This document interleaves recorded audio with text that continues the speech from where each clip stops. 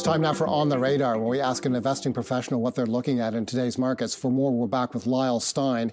He's president at Forvest Global Wealth Management. And Lyle, we touched on it a bit in our conversation with Mike McGlone, the Fed. What will you be watching for, and how realistic is it for investors to expect the Fed to cut rates sometime in the middle of this year? Yeah, we did have next year. Next year, we did have that discussion. It was great. And this is Fed week. We'll get the announcement as to what they're doing. Again, you mentioned no interest rate decline expected, but what the markets really want to see is what the Fed is going to do with their dot plot, where the bank governors are expecting interest rates to be at the end of 24, 25 and longer term.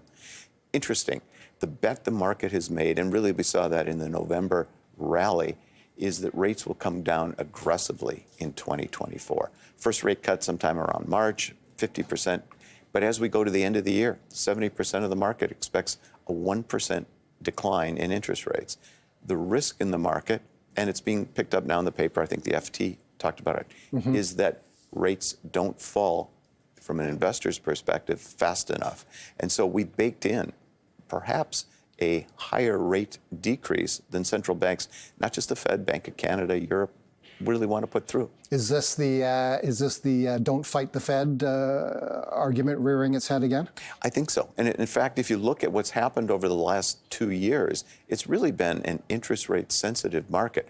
Earnings haven't moved much. Right. The expectations of earnings growth really haven't changed, yet markets have gone up and down quite a few times because interest rate expectations. The market really went nuts.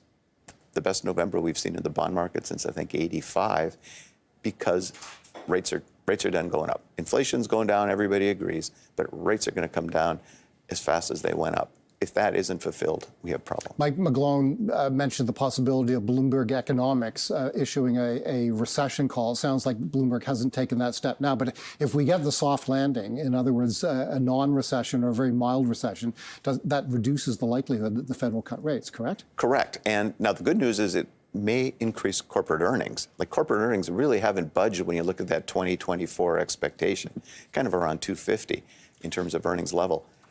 That will be the surprise to the upside. But again, if the Fed does not cut, that's produced all the juice behind the PE expansion, which drove this market really in the last 6 weeks. Okay, let's talk about the market and where you think it might go from here. You've brought us 3 ETFs that you think are instructive, and we can put a comparison graph of them, and we'll explain what they are. One of them is an S&P TSX Composite ETF. That is the blue line, XIU. XAW is the MSCI All World Stock Index, excluding Canada. Excluding Canada. So the orange line is global stocks, excluding Canadian stocks, and the purple line is a Canadian Bond Universe ETF. So what are we looking at here? Well, basically what we've seen over the last 2 years is the bond market getting the worst hit that it's had. But you can see it bounced a little bit, still down quite a bit from levels that we began 2 years ago. Equity markets went down in 2022. They've recovered, primarily led by the Magnificent Seven. And Canada's held in there, but it has not been a wonderful investment environment.